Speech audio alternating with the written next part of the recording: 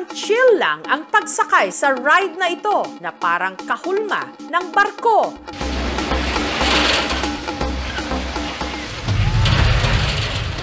Pero kapag nagsimula na itong maglayag at inihele ka na sa ere, tsak, mapapatawag ka na raw sa lahat ng santo.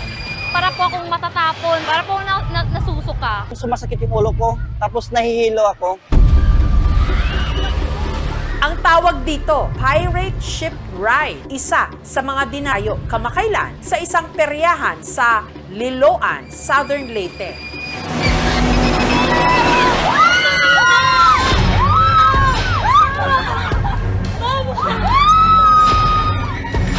Pero ang thrill nahanap sana ng isang pasahero na uwi sa delubyo nung sa kalagitnaan ng ride.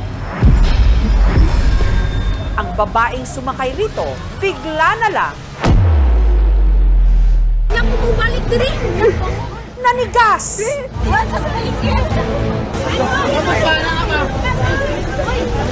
Sumay ng hagad! Wala na hijay malay, nanigas na, baka mamatay. Thrill na napunta sa chill, Sumay ng hagad! nagkagulo ang mga nasa perya sa Liloan sa Southern Leyte nung ibinaba sa isang ride ang babaeng wala ng malay at naninigas ang buong katawan. Ano kaya ang nangyari sa kanya? Ang operator dali-daling itinigil ang ride. Habang ang mga naka-standby na tanod, ni-rescue ang babaeng nawalan na pala ng malay. Yung babae po, naninigas na po eh. Hindi mabaluktot yung kamay at saka paa. Una namin ginawa, binuhat muna namin, papunta, pababa. Kinabahan kami kung ano mangyari sa kanya, baka mamatay. Ang biktima, nakilalang si Marie Chris, pangatlong anak ni Leonita. May bigla naman na tumawag, hinanghimatay daw si Marie Chris. Kwento ng isa sa mga kasama ni Marie Chris na si Reza Jane. Excited pa raw sila nung gabing yon, lalo't first time daw nilang sasakay ng ride. Sabi po ni Marie Chris noon, dito na lang tayo kasi maganda din. Naisip namin na mahina lang talaga siya, pasway-sway lang. Uy na may guys. Upan. Katunayan, ilang segundo bago umandar ang pirate ship ride, nagawa pa nilang mag-video. Pag upo namin, sabi ko sa kanya na wala bang back out dito? Sabi ni Marie Chris sa akin, wag nang mag-back out. Si Marie Chris po talaga yung pinaka-excited noon.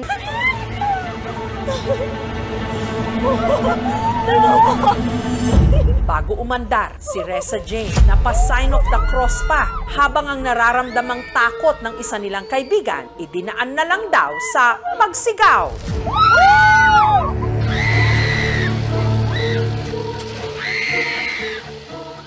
Pero nung todo na ang pagduyan sa kanila sa ere, napansin nilang si Marie Chris biglang namutla.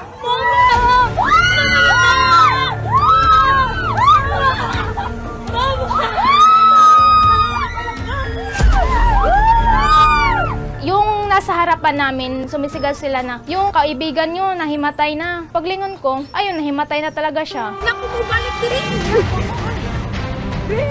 Pilit na ginigising si Marie Chris ng kanyang mga kasama.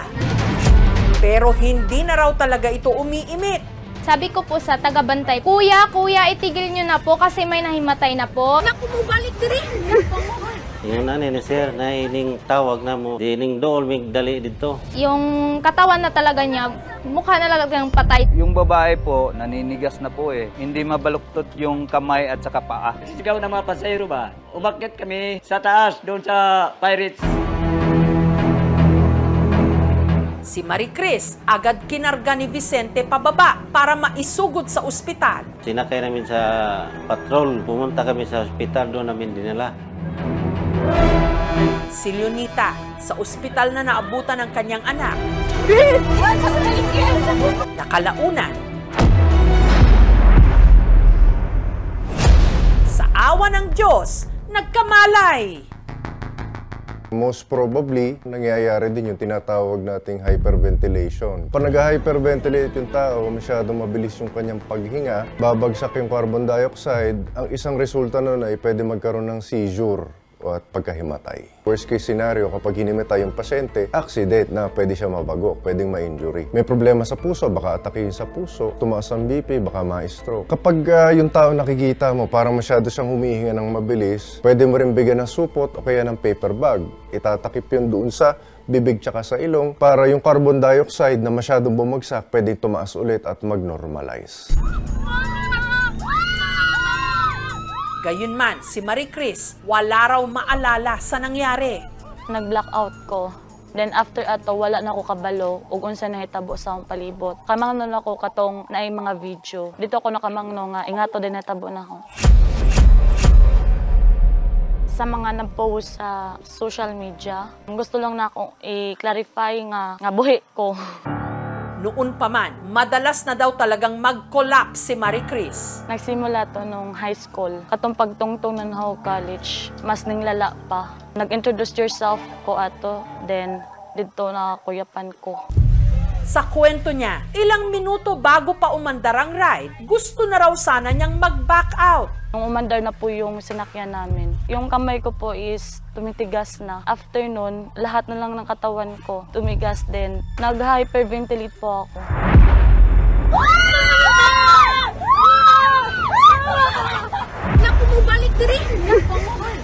Pero huli na ang lahat. Naglisod ko ginhawa, ang ang palibot is blackout. Yung last ko po na naalala ay tinago ko po yung cellphone kasi nag-record po kami for reaction. Tinago po sa bulsa para hindi mahulog. Paalala ng mga otoridad, importante raw na sumunod sa panuntunan ng ride para maiwasan ang sakuna o mga hindi inaasahang pangyayari. Yung perya, may nakalagay naman doon na bawal sumakay ang may mga sakit. Kami, mga barangay tanod, nagbantay dito kada gabi. Apil ang police, rescue. Pag mayroong sakit sa puso, yung mga tao na mayroong orthopedic conditions, may epilepsy, may seizure disorder, iwasan na lang yung mga rides na masyadong stressful kung meron tayong ganitong kondisyon.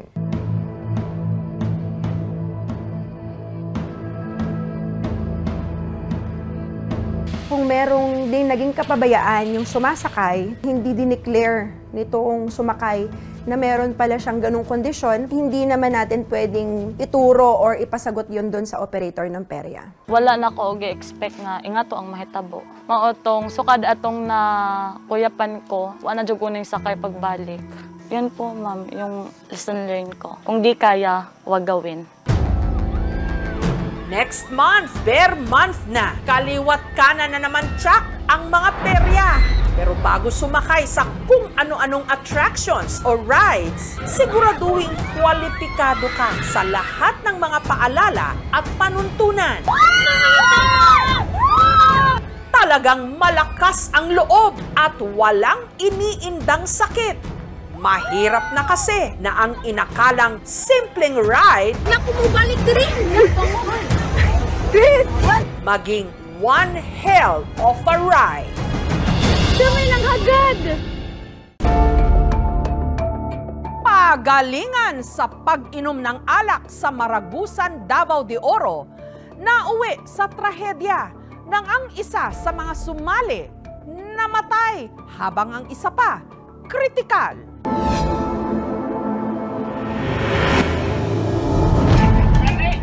Susuka pero hindi susuko. Tila yan daw ang moto ng mga lalaking ito.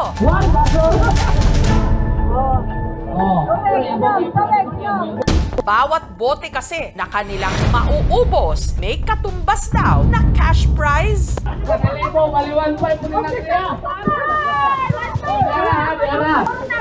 Okay, Maurot, buhay pa 1 million.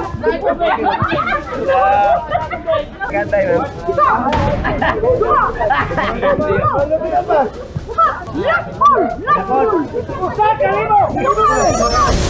Pero dahil sa pa-contest, nag-agaw buhay sila. Dili na gani mo inom, gipugos gyud, gipugos. Sa mga walang takot lumaklak na parang wala ng bukas, ewan na lang kung hindi kayo matakot sa ulat na ito.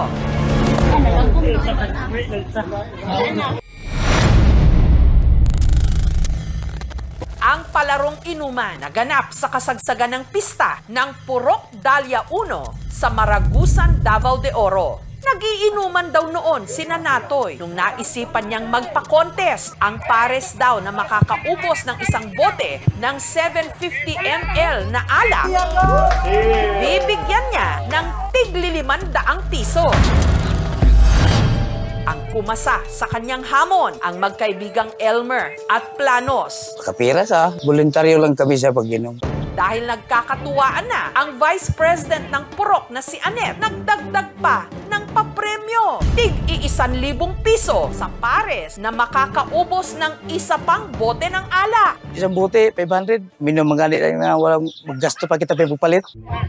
Ora, ginugda na sa kalibo. Lupig ang kalupig. Oh, dera. Kati.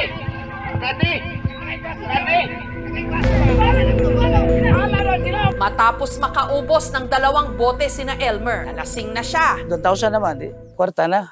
Ang sunod na sumalang, ang magkaibigang Arlon at Miguelito. Unang tumagay si Arlon. Sinundan niya ito ng isang basong chaser na tubig. Sunod namang tumagay si Miguelito.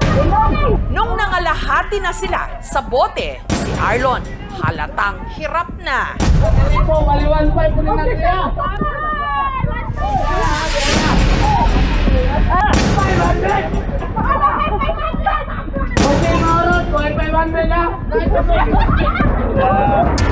Matapos ang pangalawang round, napainom na sila ng maraming tubig.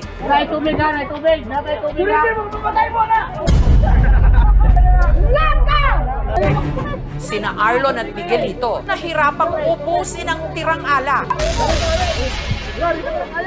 Hanggang napailing na lang si Arlon.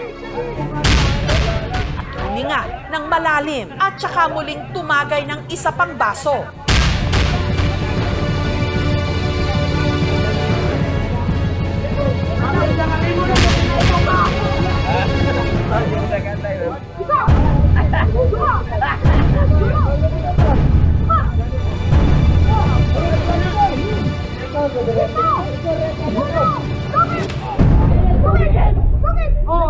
Sa huling baso ng tagay, si Miguelito tila sumusuko na.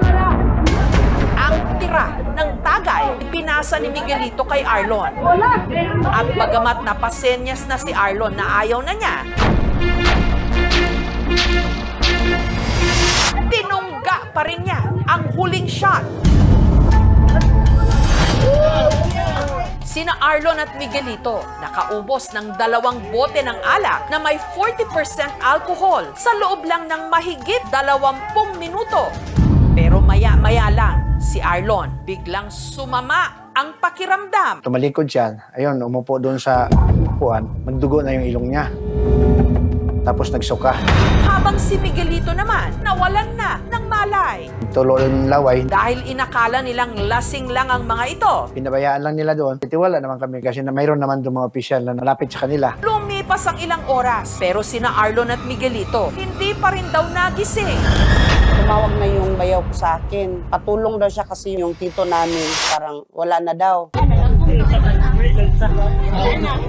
Wala ng pulso. Ayaw ihida. Mahihida mag-ubusa. Saka ng alcohol dire. Habang si Miguelito naman, Uminan talaga. Tumawag na ng rescuer. ang dalawa isinugod sa ospital. Si Miguelito na comatose. On arrival, he is in a deep coma due to severe alcohol intoxication. Pag 0.2 to 0.4 na po yung alcohol content sa blood, meron na po tayong nararamdaman na respiratory depression. Sa part ng patient, 0.4 estimated. Safe is light to moderate drinking, which is consuming about 1 to 2 servings of drinks per day. Pag sumobra sa 10 to 15 drinks per day, increased risk na to develop itong alcohol poisoning. Kaya ako sa doktor nga, si kuya, kailangan na siya tubuhan para masave pa iya kinabuhay. Habang si Arlon, dead on arrival sa ospital, May puputok sa iyang ulong ugat tungod sa iyang giinom. Ang panganay na kapatid ni Arlon na si Leticia, hindi matanggap ang sinapit ng kapatid na isa pa naman daw PWD o Person with Disability. Napali mo ang tiil, yung diripod, means mahina na. Nganong di pa inom ilang gusto mamatay na lang? Mag-isa lang sa buhay si Arlon at ang pag-inom ng alak daw ang tanging bisyo niya. Hindi naman siya yung basagulero. Patutulog lang talaga siya. Masama raw ang kanilang loob sa mga pasimuno ng contest at pati na rin daw sa mga nakinood. Okay, Maurot, buhay pa yung 1 na. Idulaan nilang kinabuhi sa tao. Samantala, makalipas ang 2 araw, ang na-comatose na si Miguelito, himalang nagkamalay. Nagpapagaling na siya ngayon sa ospital. Kaya ako sumali kasi para mayroon pa kayo pagkain anak ko. Umalay namin na, makaya ba? Sa kwento ni Miguelito, hindi pa man daw nila nauubos ang laman ng bote, tila sumama na ang kanyang pakiramdam. Hindi na kaya kasi daw backfire na eh. Nahihilo talaga. Sunod na lang daw niyang namalayan, nasa ospital na siya. 50-50 talaga ako eh. Na ano nang ginahawa ko eh. Parang maubusan na. David na kaluoy ka siya kasi tarong nga panginabuhi. Wala pa siya asawa. Napa siya kaming bata. Luoy siya kayo ma. Sa ospital na lang din niya nalaman ang sinapit ni Arlon. Dito na namalaya na. Tayo na dito. Oh, maawa talaga. Kasi kasama ko yun. Hindi na talaga inon ako. Kasi ito ang pagkataon ng binigay sa Panginoon. Nabigyan pa na ako ng may buhay pa na. Muntik na ako na matay. Gusto ko sana justisya.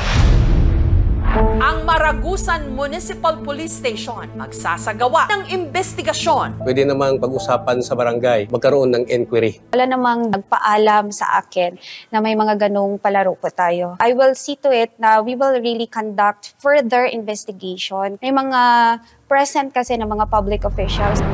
Nitong Huwebes, ang mga naulila ni Arlon at ang mga itinuturong promotor ng pa-contest na sina Natoy at Anet, pati na ang ibang mga opisyal na nasa insidente, nagharap-harap sa barangay. Ang kamatayon sa mga isuon sa lait kayo, ano? Gihimong katuwaan. Ha?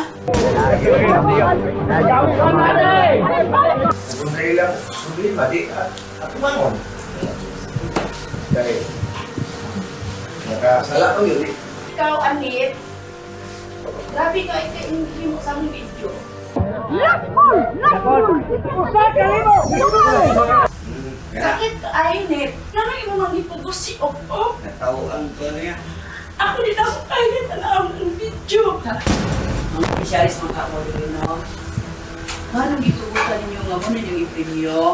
Ako nag-uulmang ko, digay, okay kung wala ko ka-add to the dito tayo. Dili mawala ang naw ni ipok sa kuabs. Na pasaylo ako ninyo na may kakulangan ko ni o ako. Mga ilang kong pasaylo sa tanang. Maaaring nalabag ng mga organizers ay under revised penal code, reckless imprudence resulting in homicide, reckless imprudence resulting in serious physical injuries. Itutuloy kaya ni na Leticia ang planong kasuhan sina Anet at Natoy? Nakontinto na lang ni, nga nga isang pasaylo, pero ipail gina mong kaso, justisya mong gikinahanglan. Ang kakayahan ng ating katawan may hangganan. Huwag ding silawin ng iba ng pera kung kalusugan o buhay pa nila ang pwedeng nakataya. Pakatandaan po natin sana itong mabuti.